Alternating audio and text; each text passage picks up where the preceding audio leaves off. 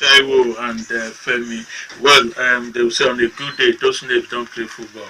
And that applies to everybody. It's not just those teams. I tell you. Yeah. Well, big names don't play football. Yes, on a good day. On a good it's day, always 11 against 11. The team, but on another day, there could be one man forest. Yes. We've seen that. We've seen that there are several occasions. One single player will just take everybody just like on. Messi did for Argentina. He can, and got a ticket for them. He can. Yes, they were just very fortunate. Well, not fortunate. They were. That's the biggest federation qualifier. The South American qualifier is more than the World Cup itself. That's why everybody coming in from South America always get that respect from others. Alright, you've listened to that groupings. Like I said, we'll be focusing on Group D. That's where Nigeria will be playing. Really interesting. June 16 will be our first match. Take note of this information. Yes, June 16. I will be playing at a stadium called Kaliningrad Stadium. Well, the next match, June 22nd, against Iceland, will be playing in another arena called Volgograd. And of course, our last match, June 26th, against Argentina, will be at one of Russia's biggest towns, that's Zenit St. Petersburg, on the 20th. Russia is a massive country. Those who know history, when you talk about the USSR, and of course today it's still a big country. I want us to, because this is where issues might come out, the technical issues about it. Now, from our first match, which will be June 16 at Kaliningrad, to the next place where we'll play, believe it, it's 3,100 kilometers apart. And you have to fly 5 hours plus. You also have to go in between two different countries, Poland and Lithuania. So you can imagine that stress.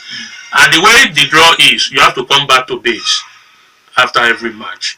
And our base is likely to be in Zenit, St. Petersburg. So you can imagine the least journey we will do will be about 824 kilometers. That is like traveling from Lagos to Kano. That's the least journey, 824 kilometers. And of course, those who don't know, there is between Kaliningrad and Volgograd is it was over 1,500 kilometers. That is from like here to Maiduguri. Sorry, from Lagos to Maiduguri. So obviously, this will have its effects, either on the planning or even the physique. Readiness of those players. Well, that's what we meant by who and where of that match. We have a sport journalist with us here that will add his expertise to it. He's covered so many tournaments. Former chairman of Sport Writers Association of Nigeria. I'm always happy to listen to him and interview him when he talks sports. Biodun Alabi. Good morning. Good morning.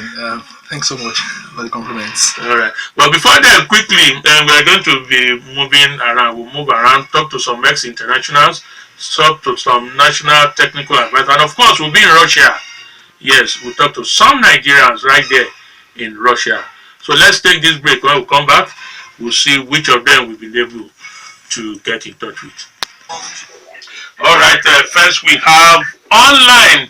Well, he played for Nigeria at different levels, the different age categories from the junior to the senior level, and of course also played outside this country. I remember too, as a junior, he will confirm that he also played for Russia, so he's played in Russia. He also played Nigeria against Russia, so he's played in Russia. Tunde Disu, good morning. Good morning, good morning. Thanks for having me. All right, welcome. This is the Daybreak Show on Rock City 101.9 FM.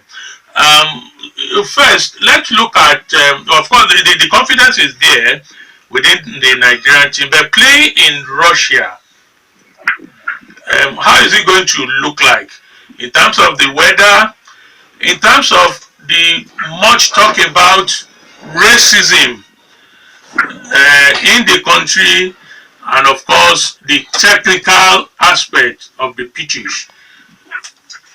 Well, thank you very much. I think first of all, let's just say this that we're all happy that Nigeria is now qualified to be in the next World Cup in Russia. And then as for your question, number one, this thing go two ways. Number one, these guys are professionals. I think they have no excuse in saying probably the weather will affect them one way or the other. They've played in different weathers, and I think this one is not going to be an exception. So I think it's going to go all that. Then the other one is based on the friendly match that we played against Argentina. The group. One thing I want to say is that my own advice and from experience, I've been in the World Cup, I've been in several tournaments, but based on this, if we go there and take these guys for granted, we have ourselves to blame at the end of the day. Despite that, we played a friendly match with them. We should not be too confident. That confident, when it comes in, then we will have ourselves to blame at the end of the day. That's number one. Then number two is that I think it's a moral booster for these guys as well. We've played them before. We'll beat them. We can beat them again. Yeah, it's gonna. So it will go both ways. We should not be overconfident, and at the same time, we just go there and play these guys. We're playing against Argentina. We all know them as one of the best teams in the world. That's the type of approach that these guys take. So that's my advice to them. And for the other one, I think we have a good chance in that group.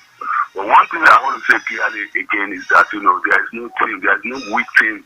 Anything that qualifies to go play in the World Cup is not a weak team anyway. So don't take anything for granted. Don't say because we have Iceland, we have Argentina that we've beaten them before, and you have Croatia. Croatia is everybody. That's a fantastic team that can scare anybody. I know them and I've seen them playing in the World Cup too. They beat big teams. So we should not be just too overconfident. That's what I'm saying all over the faces of everybody now, including the coach of the team. Okay, thank you. Let's look at this other side. What kind of preparation you will be facing now in terms of, because most times there's always that quarrel about where are we camping, when should the camp open, and then the kind of friendly matches to be played. Thank you very much. I think friendly matches is the key. If you want to go play this type of tournament, you have to go play top teams. Don't go and play mushroom teams, no. Secondly, you must go to a country that is cold. We all know how Russia, we've played there before, I played there before too. And I know Russia is a cold country. So you'll be ready for that. They should be ready, and the psychologists too should be ready to work with these guys, talk to them and other stuff. So I think you choose where you go play friendly matches. You know the country you want to go play. It's Russia. So you have to choose the country and you have to choose the type of teams you go play against. Don't go just play against any low team and start beating and think, wow, we beat it. No, go there and play against good teams. Think that, some of them are in the World Cup. Just go there and go fight and go do well. Get prepared. With Nigeria, we like fire brigade approach. Every time is a problem. Fire brigade approach is how we, but because of the fighting spirit of anybody who want to put on Nigeria FC, that is why we've been doing well. It's not because we've been preparing well. I'm telling you, it happened during my time. It happened after my time. It's big on. So fire brigade approach is what our administrators put on. So I think this time they should go there. Get well. Get these boys ready. Get the officials ready. Get their bonuses ready. Motivate them. Let them go there. Their mind should be 100% ready to go play. Not the one that you demoralize the players before they go to the pitch, because it's personal experience that I'm speaking from. Don't demoralize them. Make them happy. Let them talk to them. The coaches should be friendly with them. Management should be friendly with these players. And come to their level. You will see these guys who play. But as a player, players do play for coaches. They play for management. But wherever you have management who are just interested in their own purse. Management who doesn't care about how the team is going to do. But at the end of the day, they pocket all the money. You're not going to get results. If you get results, it is because the players just want to play for themselves. This is World Cup. Those guys know they will go there and play because they want to sell themselves. No two ways about that. They will go there. Either you give them what They need our management. It has to start from them. The problem of Nigerian football has always been the management. All right.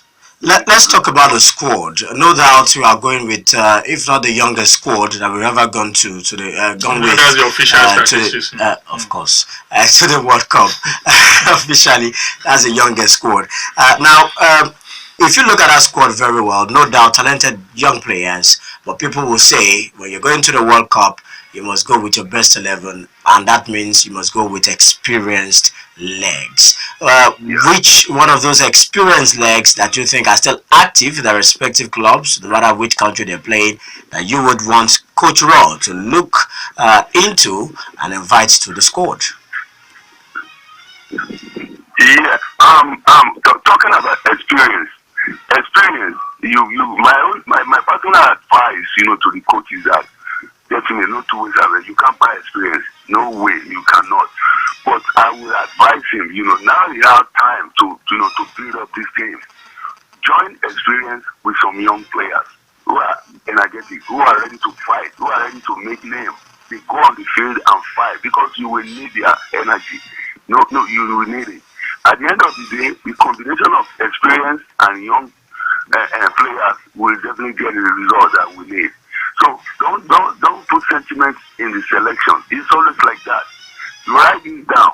We're going for a World Cup now. It is then you will see one top manager or management member, from the NFF, who will have a player that want to impose on the coach. Most of them will come because we brought you with this social player. They all have their players there, which is not good for the team. One particular area or position that Nigerians are yet to decide who should actually man it is that number 9. That's a striking position. Of course, Odio Igalo has done well, but some are now clamoring for the return of experienced Obafemi Martins. So what's your take on this? Well, I will tell you this. I think we need to leave it to the coach. Let him go around. Let these guys play friendly matches. Obafemi Martins can be brought in to come and play friendly matches. Not just go bring somebody in that is not tested or you don't even know the level of his playing because it's Obafemi Martins. Obafemi Martins, when I know him, it's a long time that I've watched him play, so I'm not going to judge him. But if people see him playing well, scoring, what we need to do now, they have time now to test all these guys. The coach should not just turn back to any advice to anybody because he can't see it all. If people say Obafemi Martins, let him bring in him and test him. Let the whole world see him. Let Nigerians see him. We will judge because Nigerians, everybody's coach. Coaches are all over. We are coaches and managers. But let me tell you this: the coach should not just say he doesn't want to listen to anybody because he doesn't see them all. If a player is out there and people are saying this guy is good, he should be brought in. All right, thank you. Yeah. Thank you so much. My own advice. Not only Obafemi Martins, any player out there who is doing well should be brought in. All right, thank you very much, Tobi Disu, for joining us. Ex-international, played at the junior senior level at the World Cup, talking to us about his own view on the Russia 2018. All right, we'll take another break. Hopefully, when we come back, we want to talk to somebody right there in Russia. It's still Daybreak Show, Rock City 101.9 FM in the city of Abeokuta. Yes, we are looking at Russia 18. It happened. Finally, we now know who and where events will happen from June 16 when Nigeria will play its first match. That's against Croatia. To some people, that's actually the toughest, the biggest of all the groups. Yes, we said so that we'll be talking to somebody in Russia, the land of the Leningers, the Stallions, where it will happen. And of course, we have a Nigerian living in Russia right there to talk to us this morning, Dr Tiwa Tope-Adedipe. Yeah, it's still morning, I'm sure. I think it's just 2 hours difference. Good morning. Good morning. Good morning. Yeah, can you hear us clearly? I can hear you clearly. All right, can you hear me? We can clearly too. Nice having you on the show, on the program this morning. Thank you very much. All right, and now I'm sure Nigerians there will be happy that we will be in Russia for that match. But what should they expect? One, the fans will be coming to support the team from Nigeria, Nigerians there, and the team itself. What should they expect in terms of the hospitality, or is it hostility? In terms of the Nigerians that we actually a lot. So in terms of support, Nigeria shouldn't worry about anything. Nigerians will be there in March. We have Nigerians scattered all over here. And in terms of hospitality, Nigerians shouldn't really be worried. If you are able to get around and know like the terrain, then you'd be able to have a good hospitality here. Okay, what about the hostility? Because a lot of talks about Russia and racism. Nigerians who are even playing there and other Africans playing there do complain of it. Yeah, it's racism here is more. I feel it's more overblown because like racism here is like racism in every European or European countries. Yes, there are ultras, like football fan ultras, that you have to avoid, but they already have like a special place where they stay. So as a supporting fan, if you're coming for the World Cup, there's some specific seats that they sell that will make you far away from the ultras. But for the World Cup, I feel there will be a change because Russians don't want to give a bad name to their own nation. Understand? Now, I don't know how much of Russia you know, but from the map before us and what we've studied, we want to look at the venue where Nigeria will be playing. We are in Group D. Our first match will come up in a place they call, correct me if I didn't get that right, Collinsgrad Stadium. Collinsgrad. Yes. Yeah, Collinsgrad, yeah. Yes, and then the next match is at the Volgograd Arena. And then our final group match will be at Zenit St. Petersburg. Let's talk about this distance between these places and then those cities. What do you want to tell us? Between Collinsgrad and Volgograd, it's a little bit far, but from Volgograd to St. Petersburg isn't that far, but it's like 6 hours, about 6 hours. Flight? No, not flight. Train. Okay, that's from Volgograd to Zenit, St. Petersburg. Yes, it's St. Petersburg. Okay, but we understand Collinsgrad, you still have to go through Poland, Lithuania, which is almost about 5 hours flight from St. Petersburg. Yeah, Collinsgrad is far. It's actually really far. So then, do you think that will have, if any, effect, or what will be the effect of that on the supporters particularly? The players must play, they are professionals, but the supporters who will be moving around. I feel the supporters should rather start going to the matches from Volgograd, like the second match. The Collinsgrad, it will be a little bit difficult, but passion is passion. So if you want to make it, you can. Okay, the other one before we let you go, again, people talk about the poles, Siberia, when you are thrown into Siberia. I'm talking about weather now in Russia. What will it be in June? I know it's sub-zero as we speak, but in June, how will it be like? Oh, have no worries. Even Russia, you can even say the heat here is even more than in Nigeria. Because in June it gets really hot. I see. Yeah. So the weather will be good for us in June. Yeah, the weather will actually be okay for Nigeria. It's cold like maybe 6 months in a year, but by the time it's June, it starts stabilizing to like normal weather, and it's fine. Okay, finally, before we let you go, Dr. Temitayo, sorry, I don't know if my colleague will have a question. Nigerian community in Russia, how are you preparing for this?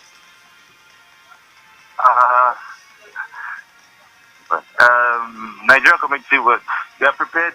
From when Iwobi scored against I think Zambia. Yeah, Yes. when Iwobi scored against Zambia, the Nigerians have already been celebrating and been ecstatic about Nigeria coming to the World Cup, because the Nigerian population here is actually a lot. So we are excited, all of us here, the Nigerian community. When you say a lot, do you have about 100,000, 250,000 estimate? It's possible. It's actually possible. It's like, let's say 100,000. Oh, like great. Okay, quickly before we let you go, the last match we played with Argentina, which Nigeria came out on top with 4 goals to 2. Were you there present? Did you watch the match? No, I wasn't able to watch it, but I know people that left to go and watch. I wasn't able to watch at that time. And what was the feeling? What was their response? What was their experience like? Did you find out? Yes, they enjoyed it, and of course Nigeria did them proud. Like they say, they've not seen a really good Nigerian team like this team, and I actually agree, because I watched it and I was really impressed, especially with his second half performance. It was something to be proud of. All right, thank you very much. Thank you for joining us on the Daybreak Show this morning. We appreciate you. Thank you very much. Have a wonderful day. Okay, yes. I think that's a bit interesting, sharing the weather. Yeah. Because that's one talking point people are saying, how are we to do it? Particularly when that about 8 years ago, really, when Russia got the bid, just like we are talking about Qatar for another World Cup. All right, very quickly on those two things you felt. Let me get your own opinion from what Taju and Dr. Tiwa just said. I'd like to start from the weather issue. I think we need to be extremely careful about it. Don't forget that almost all our players play abroad. They play in similar weather conditions. We only have one home-based player in the team as we speak, who looks very likely to go to the World Cup, and that's The goalkeeper. Ezenwa. So I think, and I also want to trust that the NFF are doing their best in terms of conditioning our players for the weather condition in Russia. It's not just about having a blanket impression about where we're going to play. We should also look at the different venues. What does the weather say in this particular venue? What does it say in another venue and the other one? And as we progress in the tournament, how does it feel for us? But I have absolute confidence that the NFF are working around it, and I don't think weather should be any issue for our team. In reacting to what Tobi Disu said, I think Taju is absolutely right. A whole lot of Nigerians who have been reacting to the draws are not minding their business. They are not minding the Eagles' business. They are minding Argentina business. I think we are getting it wrong extremely. Now the fixtures are very fair to us. For the very first time. Fair, but I've listened to even international commentary about it. They seems to regard Group D as the toughest and the most unpredictable. Yeah, very unpredictable. But you see, the point is that this is when you look at 1994, the grouping, we played against Bulgaria in the first game. We won 3-0. We lost to Argentina 2-1 in the second game. And then we knew that we had to beat Greece to qualify for the second round, which we did. Now, comparing it to next year's World Cup fixtures in Group D, we are playing Croatia first and foremost, which is a very tough game.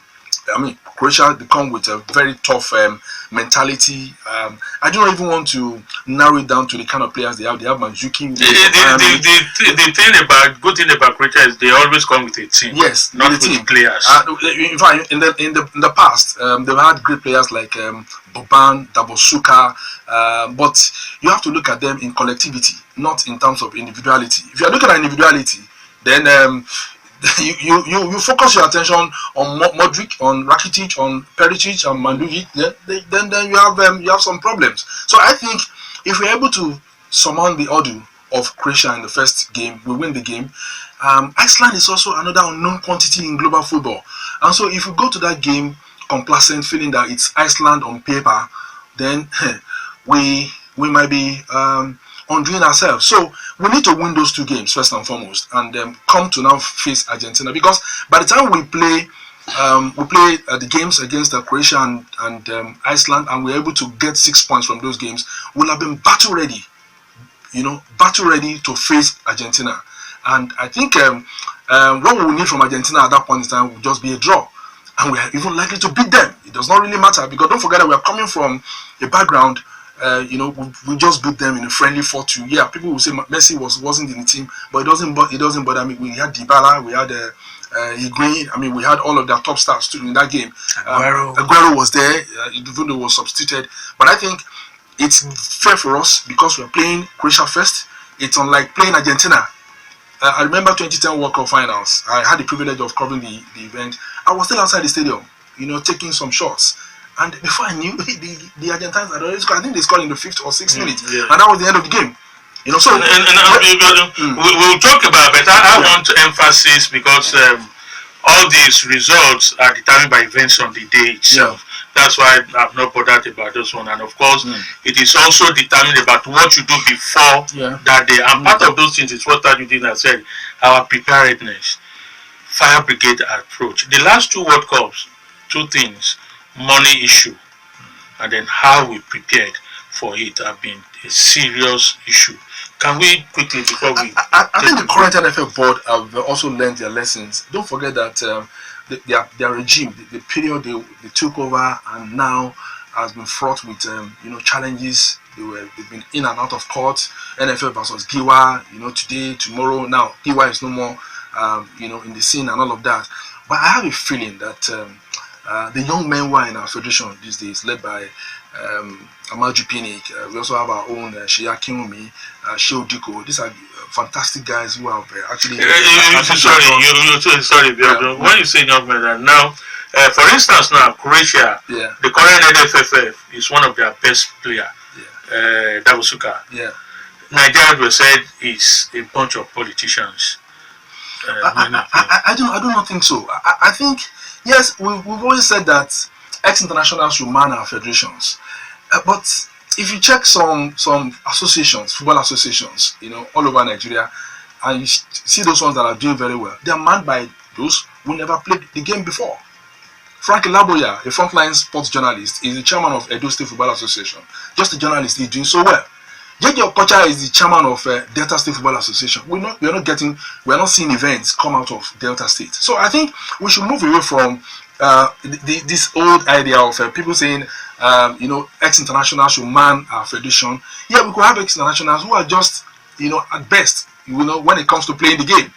But when it comes to administration, we've seen medical doctors, lawyers who are great administrators of the game. So I think that's where my confidence stems from. I think the current NFF board, they have world-class awareness. Because I've listened to Pinnick, I've listened to Shea Kinwumi, and of course Diko several times, and I think these are guys, they may have their inadequacies. All of us do have, but the fact is that don't also forget that we're coming from an uncomfortable position. This is Nigeria that qualified for the World Cup in style with a game to go.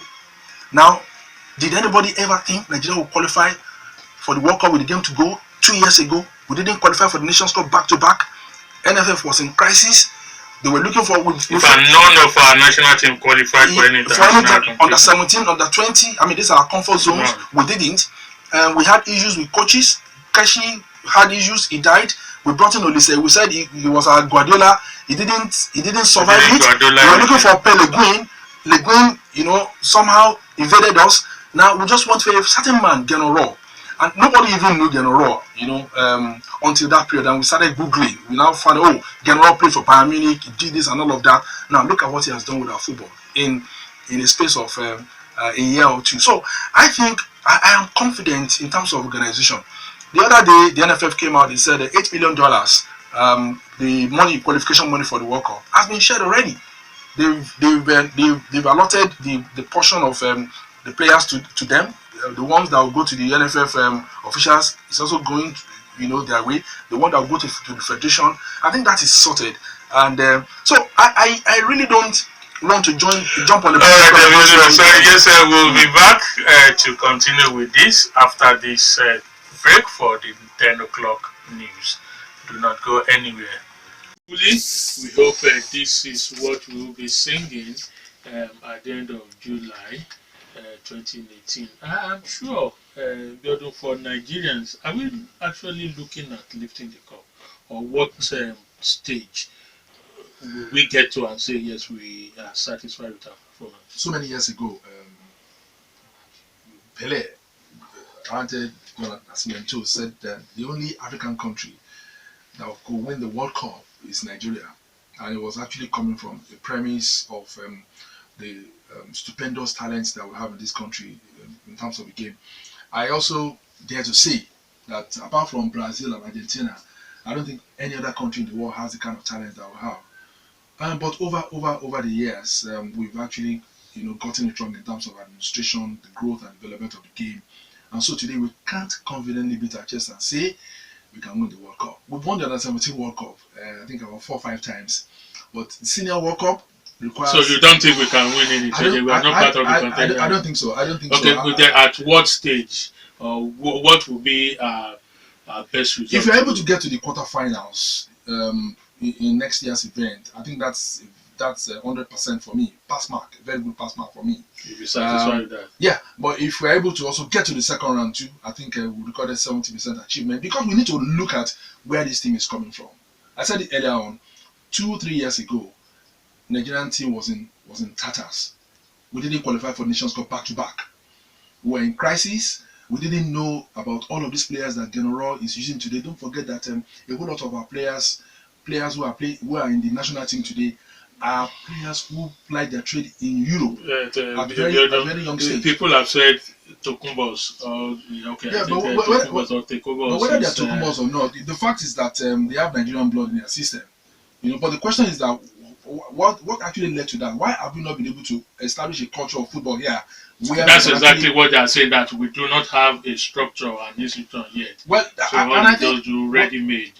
Which is why I would like to again commend the current NFL board. If you look at what they have done with the Nigerian Professional Football League through the establishment of LMC, then you know that they've done a lot, because journalists are now reporting the Nigerian League.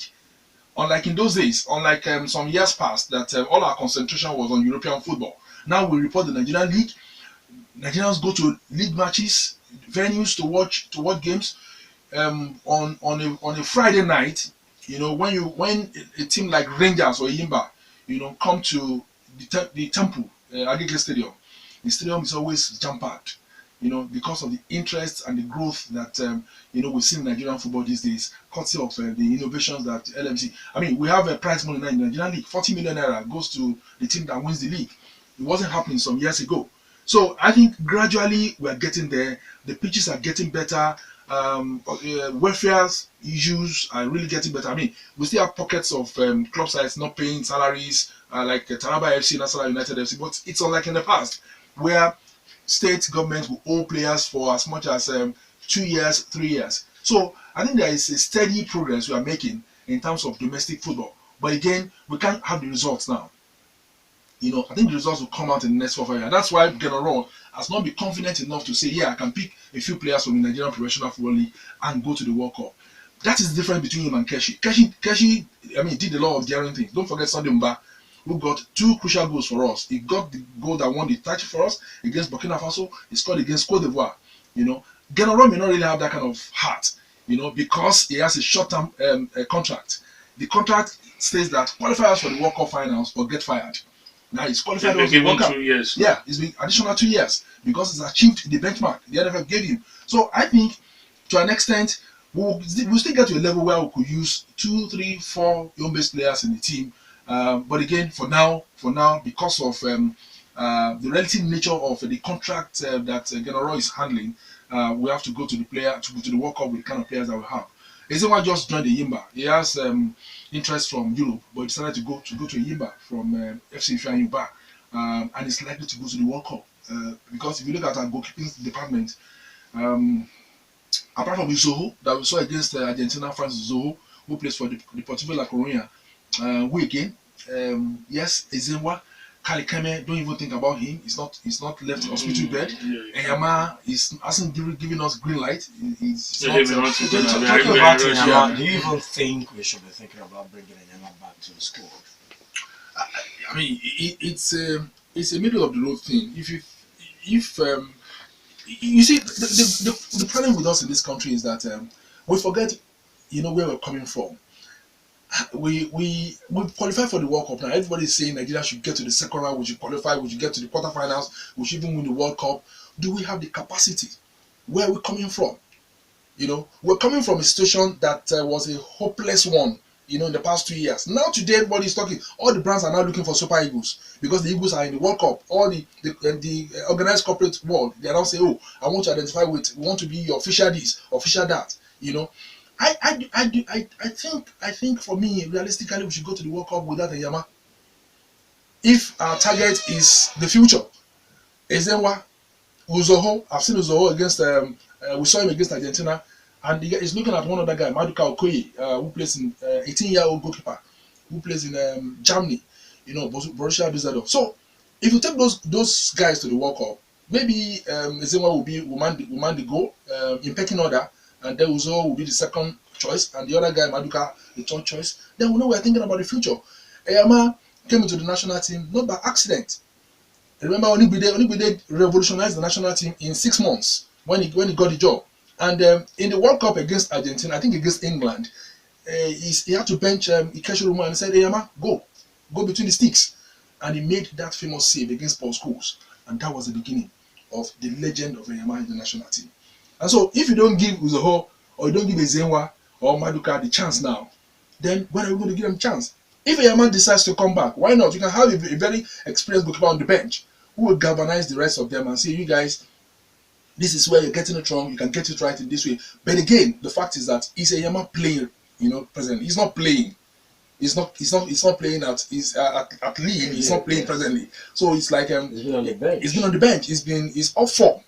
But you can take him to the World Cup because of experience. But that is if he's willing to go to the World Cup. You can't take an unwinning horse to the river. So if he doesn't want to go, don't want to go to the World Cup. Well, Enyama may feel that he's fulfilled. Don't forget that it was in 2002 World Cup. Records. It was in 2002. It was in 2014. It was in 2010. There are records and personal prizes too there. Maybe that will be the last minute joker, for us. All right. Okay. Yes, we are talking sports on the Daybreak Show, Rock City 101.9 FM here in Abeokuta this morning. Yes, of course, the talking point, the biggest, which may continue, like I said. Well, for sure, June 26 and maybe July 16. That's the final match of that one. I still believe we can play in the final match in the final days of the competition. Nothing is impossible. It's your form on the day. Earlier on, we spoke with Tunde Disu, ex-international, played for Nigeria at the different age categories and, of course, at the senior level. We also went to Russia to get the mind of a Nigerian there, Dr Tiwa Tope-Adedipe, who is in Russia, telling us what the country Nigerians should expect. And of course, we'll be talking extensively about the way that the venue and issue around it. Biodun, let me ask you what appears to be a local question. Permit me to use that word. Yes, we know football is big elsewhere in Nigeria in terms of the interest, but how would this World Cup affect Ogun State? Is there any way in which you can tap into it, or it can affect people here in Ogun State? I think you've put it in the right perspective. You are localizing is a local question. I think Ogun State has a lot to benefit from the World Cup. First of all, let me start from the media perspective. This is Rock City. A whole lot of companies will say, okay, we want to put some money in some program here. You can actually design programs for the World Cup. Because the biggest brand on the continent of Africa now, as far as football is concerned, is Super Eagles of Nigeria. And so that's one aspect. We have a whole lot of viewing centers in the state where matches of the tournament will be shown live, and I mean, you come in. There's no way you want to watch a football match, World Cup match, and without actually buying a drink or two. It depends on how you package the environment. That's another one. And I think again too, in terms of capacity development, we have a lot of journalists in the state here who are also willing to go to the World Cup. I think that's also quite germane, because if you go to the World Cup, you can't come back and remain the same. You have gone there to learn a whole lot of things about football organization, not just in terms of how matches are covered. You have to visit the IBC Center. You have to see accreditation, how interviews are conducted, different platforms of interviewing, and all of that. So this is why I think we should grab the opportunity for us in the industry. I know it's tough, getting accreditation to cover the World Cup, even getting to the World Cup, but there are different platforms that one could use to cover the event. So for Ogun State generally, we don't have to look at it in terms of naira and kobo. I think in terms of human capacity development too, a lot can be achieved, because a lot has been achieved in the past. I mean, we have our elders in sports journalism in Ogun State. Like Peter Okoda covered 1998 World Cup finals with Dikekule Ulusi. Jimeji Awoyemi, formerly of OGTV, covered the World Cup too, 1999.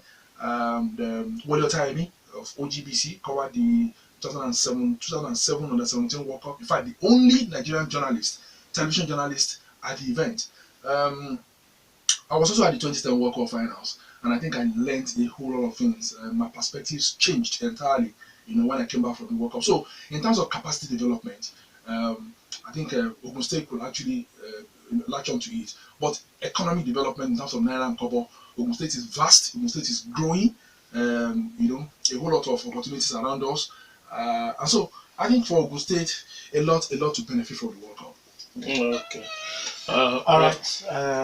Let's go straight to the contributions of our listeners. I'm going to talk about Daniel Akpeyi, who has not really been. He has not actually warmed himself to the hearts of Nigerians in terms of his performance. But we are not General. General keeps fielding him, so he knows what he likes. He's not displayed himself as somebody who can build his own confidence. Well, we have found ourselves in a very bad situation because of Carl Ikeme's illness. If Ikeme had been well, I know that we'll not be talking about Enyama returning to the national team. But it depends on what we are looking at. We're only looking at Russia. We're not looking at the World Cup after Russia. We're not looking at the Nations Cup in 2019. I think if we give the young elements in the national team the right kind of confidence they need to build themselves ahead of international big matches, I think Nigeria will win the Nations Cup in 2019 for able to qualify. So I do not want to worry my head about that too. Whoever the General takes to the World Cup. I think there's somebody. Let's attend to this call. Hello. All right, just one, and this has nothing to do with what we're discussing this morning. Let's just go to the tweets. Yemi Da Vinci has been tweeting as regards what we're discussing this morning. This one says, okay, hold on.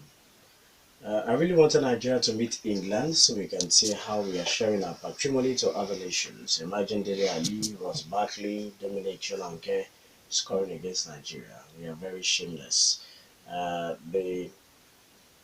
The present Super Eagles are mostly foreign made, and we are jumping up and down, being happy. We should ask ourselves after the World Cup if Victor Moses or Ekong will be that good if they grew up here.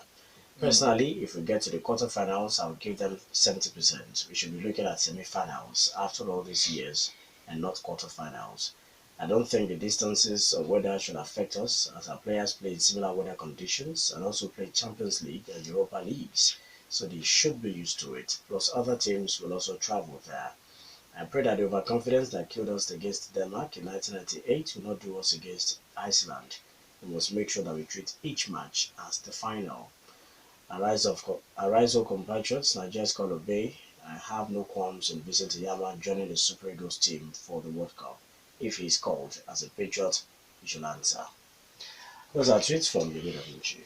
Well, I'd like to start from there. If Yama is called, General has been making efforts to bring him back, according to reports. But we don't seem to be getting the right kind of signals from Eyama, and that's one thing that I think the last caller, you spoke about Eyama that we must get Eyama to the World Cup. Yeah, we want Eyama to go with the team to the World Cup. I like to take our mind back to 2014 World Cup finals when we had issue with Yobo too. It was then should Yobo go to the World Cup or not, and eventually logic prevailed. Yobo went to the World Cup. What happened? Godfrey Obuabona had injury, so Yobo had to come in, and Yobo stood in suddenly for him, and he played matches at the World Cup final. So if you didn't take Yobo to the last World Cup finals, it would have been a disaster for us. So Eyama, fine, we want him there, but if he's not willing to come, you can force him. That's the problem.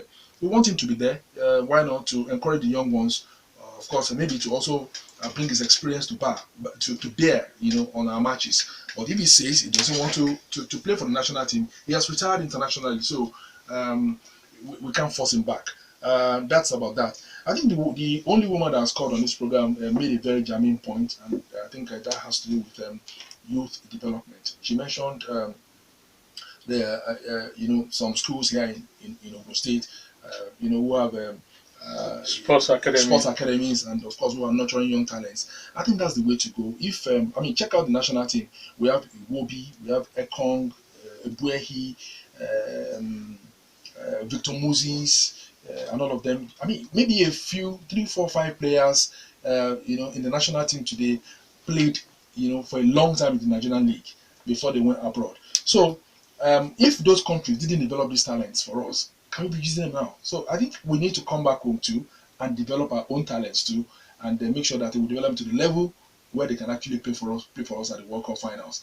Ganaro has not stopped. He brought in Ola, who also plays in England. There's also Brian Idowu, who plays for Akma Pem in Russia. And in his debut game for the national team, he got a goal. That goal could just take him to the World Cup finals. Where was he hiding? Where has he been hiding all this while? A whole lot of questions surrounding development of sports in Nigeria, not just football. We have so many of our talents who are all over the world, flying the flags of so many countries, as small as, in fact, in Congo, we have Nigerians playing table tennis for Congo, as little as Congo. So, and I always keep bringing this back to the table of government. I think in Nigeria, those who go to public offices, those who run our government, don't understand the core values of sports. They think sports is just recreational. No, it's beyond recreational. Sport is big enterprise. It's money spinning. Kelechi Iheanacho, while at Manchester, he was collecting £85,000 per week. That's a huge sum of money. If not for football, maybe Kelechi would have become a barber, or something else. So there's a way sports, takes you to the zenith of social mobility. But as long as we pay lip service to it, then we'll continue to be in this kind of situation. All right, let's go back to the calls. 0809-868-7344. It's unfortunate that the supporters club has broken into two camps. I just hope, and we hope, sincerely, that the NFL will be able to bring them back, because it would be, wrong of us to go to the World Cup with two different camps of supporters club. They've been helpful, in so many ways across history. They've been there. Dr. Tiwa, the other camp, and all. I think they just shoot their swords and they come to a round table and get the two camps together so that we can have a formidable supporters group as we go to the World Cup. All right. Yes, that's. We have some tweets actually. Okay. Akiram Abdul Rahim says, Ezenwa and Akwe's efforts during the qualification period cannot be overlooked, but yet we need Enyama. Tawo says, for me, our fate is in our own hands. We have to take the first match against Croatia serious and win. Iceland is a compact team, but I don't see them spoiling our party. We should work on the goalkeeping and defense to come up against our opponent. We should work on our bench because most matches at the World Cup are won from the bench. We should not play all our jokers at the same time. Our formation should be according to each team's pattern rather than being conservative on a particular formation. If you want to look at that, talk about tactics, formation, and of course the bench. Well, quickly, because of our time too, I think we've seen that we've seen savvy, from Genoro. Look at formation against Argentina. I mean, if the game had actually gone beyond 90 minutes, we would have beaten Argentina by 6 goals to 2. I think in terms of that, if the game against South Africa, the Nations Cup have also gone beyond that, we could have also lost maybe 3-0 or 4-0. I mean, you must have a dark spot in your career. I think that was we had a bad day, completely bad day. Don't forget the fact that we didn't have full compliments about our talent. All right, because of our time, really, of course, talking sports is always interesting. Here, I hope you've also been able to learn 1 or 2 lessons from it, particularly from our guest this morning, Biodun Alabi, sports journalist. Thank you. It's a pleasure. I always drag him away from somewhere to actually bring him. And of course, to all of you out there who listened and enjoyed it, I say, God bless you all. God bless Nigeria. And God bless Rock City. We'll leave you with a reminder of those groupings for next year Russia 2018 World Cup. Dele Ayodo is my name. I'm Tobi Joseph. Have a wonderful day.